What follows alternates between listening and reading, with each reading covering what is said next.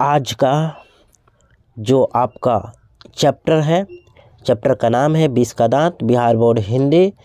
आप 10वीं क्लास के यदि छात्र हैं तो इस वीडियो को एक बार पूरा देखो। इतना तो गारंटी है, इस चैप्टर में से जो भी प्रश्न आएगा इस वीडियो में से ही आपके परीक्षा में पूछेगा, तो इसलिए इस वीडियो को आप शुरू से अंत देखिएगा। तो आइए शुरू करते हैं। पहला जो प्रश्न है, 20 के दांत कहानी के लेखक या लेखिका कौन है? तो इसका सही आंसर आपका होगा बी नंबर, नलिन बिलोचन शर्मा है। ये जो बी नंबर है यही आंसर होगा। मैं प्रश्न पढ़ूंगा, समय ज़्यादा लगेगा। मैं चाहूँगा कि डायरेक्ट आंसर ही क्लिक कर दूं, ठीक है। तो दूसरा जो प्रश्न है, दूसरा प्रश्न का सही आंसर क्या होगा? तो पटना होगा, यानी बिहार। नलिन बिलोचन शर्मा संबंधित है तो पटना यानी बिहार से। अगला प्रश्न देखते हैं। अगला प्रश्न, तीसरा प्रश्न कहता है, इन निम्नलिखित में से कौन सी रचना नलिन बिलोचन शर्मा से संबंधित नहीं है? तो आपका सही आंसर होगा तीसरा का सी नंबर क्वेश्चन। जो आंसर दिया है यह मानदंड इनका लेख है, ठीक है, लेकिन यह बच्चा लोग नहीं है। 20 के दांत तो खुद चैप्टर है, तो आपका सही आंसर होगा सी नंबर, यही नहीं लिखे हैं, ठीक है। आगे बढ़ते हैं चौथा प्रश्न की तरफ। चौथा प्रश्न आपके सामने दिख रहा है। विद्वान थे, किस क्षेत्र में विद्वान थे? राजनीति, विधि, समाजशास्त्र, दर्शन शास्त्र। तो आपका चौथा का आंसर होगा डी, ठीक है, चौथा का होगा डी। आइए पांचवा प्रश्न को देखते हैं। थोड़ा सा यहाँ प्रश्न की डिस्टेंस, चलो अब आपको दिख रहा होगा। प्रयोगवाद वास्तविक प्रारंभ किनकी कविता द्वारा माना जाता है? तो सही आंसर है ए, नलिन बिलोचन शर्मा। आपका सही आंसर ए होगा। आइए दूसरा छठा प्रश्न को देखते हैं। छठा प्रश्न क्या कहता है? छठा प्रश्न कहता है, 20 के दांत कहानी निरूपित करती है किस वर्ग की? उच्च वर्ग की, मध्यम वर्ग की, समान वर्ग की, निम्न वर्ग की। तो मध्यम वर्ग आपका सही आंसर होगा बी, बी नंबर आपका सही आंसर होगा। आइए 7वां नंबर प्रश्न पढ़ते हैं। इनकी मृत्यु कहाँ हुई? नलिन बिलोचन शर्मा की मृत्यु कहाँ हुई? तो आपका सही आंसर क्या होगा? तो आपका सही आंसर क्या होगा? कलकत्ता, मगहर, पटना, ललकाना।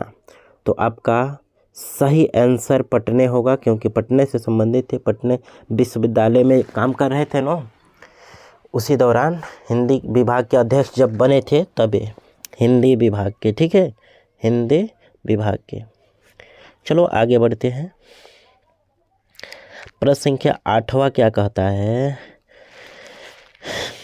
नलिन बिलोचन शर्मा एक ऐसी शैली के समर्थक थे, कैसे शैली के? आधुनिक, परंपरागत, मिश्रित, इनमें से सभी। तो आधुनिक के थे, ठीक है ना, मॉडर्न युग के थे। अंग्रेजी में कहोगे तो मॉडर्न, ठीक है, मॉडर्न के समर्थक। अगला क्वेश्चन कहता है, 20 के दांत कहानी की विशेषता है, कैसी विशेषता है? तो कहता है सामाजिक संदर्भ, मनोवैज्ञानिक संदर्भ, आर्थिक संदर्भ, कि इनमें से सभी। तो सभी के था, ऑल था, ठीक है, ऑल के। आइए अगला प्रश्न को देखते हैं। अगला प्रश्न कहता है, 20 के दांत कहानी का आधार है, क्या आधार है बच्चा लोग? तो इसका सही आंसर होगा मध्यम अंतर विरोध। जब पढ़ोगे ये चैप्टर तो आपको ये लाइन में मिलेगा। पहला नंबर सही आंसर है। कहानी में सेन साहब को दर्शाया गया है मध्यम वर्ग के रूप में, निम्न वर्ग के, समान के, उच्च। तो 11 का भी पहला आंसर सही है, ए नंबर आंसर सही है, ए नंबर, ठीक है, ए। आगे बढ़ते हैं। 12 क्वेश्चन पढ़ो। आप लोग वीडियो रुक के देख लेंगे। बड़ी इंपॉर्टेंट चुन कर पूरे ढूंढ कर लाए हैं क्वेश्चन को आपके लिए, तो इस वीडियो को पूरा देखिएगा। सेन साहब की 5 पुत्रियां थी जो कि डैड ऐस रहती थी, स्वतंत्र, कठपुतली जैसे, उत्पीड़न से, जोर जबरदस्ती से। तब 12 का आपका सही आंसर होगा कठपुतली जैसी, यानी बी। 12 का क्या आंसर होगा? बी। आगे देखते हैं 13 नंबर। सेन साहब अपनी लड़कियों और बेटे के बीच डैड इस मने भावना रखते थे, कैसा? बराबर सौहार्द रखते थे, निष्पक्ष भेदभाव रखते थे, या इन। तो 13 का आपका सही आंसर होगा सी, भेदभाव, सी। ठीक है, आगे बढ़ते हैं। 14 नंबर प्रश्न को देखते हैं। 14 नंबर प्रश्न आपके सामने दिख रहा होगा। सेन साहब अपने बेटे खोखा को एक बनाना चाहते थे, तो 14 का आपका सही आंसर होगा पहला, इंजीनियर बनाना चाहते हैं। क्या बनाना चाहते थे? इंजीनियर। Any problem? आपका सही आंसर ए होगा। आइए आगे देखते हैं। 15 नंबर प्रश्न कहता है, सेन साहब खोखा को स्कूल ना भेजकर उसे ट्रेन करने के लिए भेजते थे। कहाँ भेजते थे बच्चा लोग? तो आप जानते हो, इसका सही आंसर होगा डी, बढ़ई के पास। इसका आंसर सही हो क्या होगा? डी। आइए अगला प्रश्न को देखा जाए। अगला प्रश्न आपके सामने दिख रहा होगा। सोफर यानी सेन साहब की गाड़ी छूने से किसे रोक रहा था? तो आपका 16 का सही आंसर होगा मदन को। मदन जो उनके कर्मचारी का पुत्र था, इसलिए इसका सही आंसर होगा बी, मदन। आगे देखते हैं। मदन एक मामूली डैडेस का बेटा था, जिसके बाएं घुटने से खून बह रहा था। तो व्यापारी का बेटा था, मूर्तिकार का, किरानी का, इंजीनियर का। तो सही आंसर होगा सी, 17 का सही आंसर होगा सी, किरानी का। क्या? किरानी का बच्चा था। ठीक है, आगे बढ़ते हैं। 18 नंबर क्वेश्चन को देखा जाए।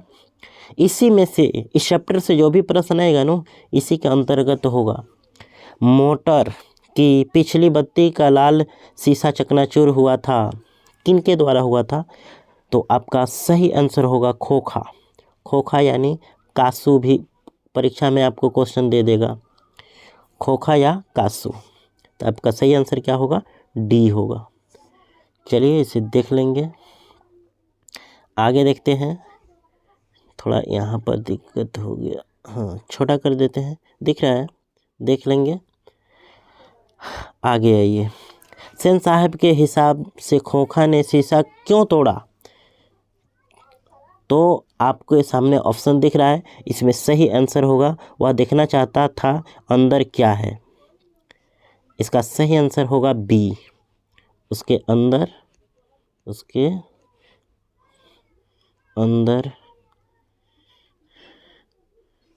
ना। आगे बढ़ते हैं।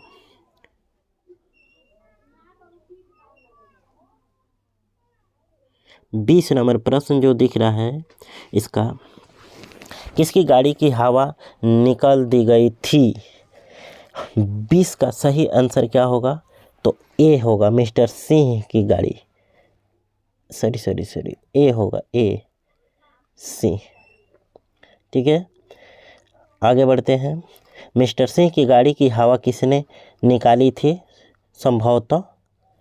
तो कासू को छोड़कर कौन निकालेगा? तो इसलिए कासू को हो, सी नंबर आंसर होगा, सी नंबर, कासू या खोखा। इसमें से कोई आंसर ऑप्शन में जो होगा मार देना है। चलो आगे देखते हैं। मदन के पिता का क्या नाम था? तो गिरधर लाल था। गिरधर लाल कौन था? तो भाई कर्मचारी था, कर्मचारी। गिरधर लाल कौन था? तो कर्मचारी था। आगे बढ़ते हैं। आगे क्वेश्चन 23 नंबर क्वेश्चन को देखा जाए। इसका सही आंसर क्या होगा? 23 का सही आंसर बी होगा, खोखा की बराबरी, बी। ठीक है, आगे आइए। अगला क्वेश्चन को देखा जाए। 24 क्वेश्चन क्या कहता है एक बार पढ़ो तो, खोखा का दूसरा नाम, तो अभी उसी बार से बता रहे थे, कासू। खोखा का दूसरा नाम क्या था? कासू था। ठीक है, कासू था। आगे बढ़ते हैं। सेन साहब ने गिरधर को नौकरी से क्यों निकाला? क्योंकि मदन ने खोखा के दांत तोड़े थे। माने गिरधर का बेटा जो मदन था उसने सेन साहब के बेटे खोखा का दांत तोड़ दिया था। इसका सही आंसर ए होगा। 26 नंबर क्वेश्चन कहता है, किसके संदर्भ में यह कहा गया कि हंस कौओं की जमात में शामिल होने के लिए ललक गया? बड़ी VVI क्वेश्चन है, VVI वेरी वेरी इम्पोर्टेंट, तो आप इसे देख लेंगे। 26 का सही आंसर होगा खोखा, ए खोखा। ठीक है, आगे बढ़ते हैं। अगले प्रश्न को देखा जाए 27 नंबर। 27 नंबर का, ऐसे लड़के आगे चलकर क्या बनते हैं? तो सेन साहब ने गिरधर को से कहा था, सेन साहब समझा रहे थे, ठीक है, अपने कर्मचारी को। चलो आगे बढ़ते हैं। जा अपने बाबा की मोटर पर बैठ, यह कथन किसका है? ठीक है, 28 नंबर जो क्वेश्चन दिख रहा है, क्वेश्चन ऊपर चला गया, थोड़ा छोटा कर, हाँ अब दिख रहा है।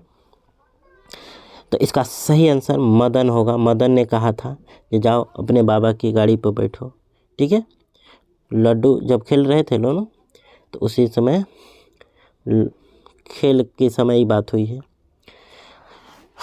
तो अगला, मदन को गाड़ी छोड़ने से कौन रोक रहा था? तो जो ड्राइवर था, ड्राइवर क्या, ड्राइवर को सोफर भी पूछ सकता है, सोफर, ड्राइवर को हो या सोफर को हो, बात एक है। ठीक है, यही रोक रहा था। चलिए आगे बढ़ते हैं। आगे क्वेश्चन कहता है 30 नंबर, मदन अपने घर क्यों नहीं जाना चाहता था? क्योंकि खोखा से लड़ाई की वजह से पिटाने के डर था। ठीक है, और दांत तोड़ दिया था, तो इसलिए इसका सही आंसर होगा ए। आगे बढ़ते हैं। अगला क्वेश्चन कहता है, शाबाश बेटा, एक तेरा बाप है और तूने तो वो खोखा के 2 दांत तोड़ डाले, हा हा हा हा। यह कथन किसने कहा? तो गिरधर ने कहा मदन से, माने गिरधर मदन का पिता है। ठीक है, तो इसका सही आंसर होगा ए, इसका भी सही आंसर होगा ए। आगे बढ़ते हैं। आगे क्वेश्चन जो दिया है उसको देखा जाए।